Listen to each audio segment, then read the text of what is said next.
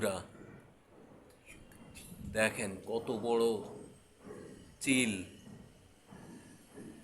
10 তলা বিল্ডিংয়ের ছাদের কর্নারে বসে আছে। আমি দেখতে পেয়েছি আমার 6 তলায় বসে। হঠাৎ দেখলাম, তারপরে আপনাদের জন্য ভিডিও করছি।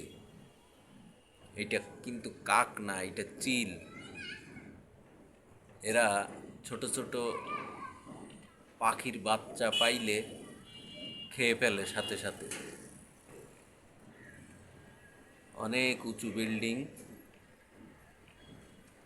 ও উঁচু বিল্ডিংয়ের ঠিক কর্নারে, একদম কর্নারে বসে আছে। এই যে উড়ে গেল। ধন্যবাদ।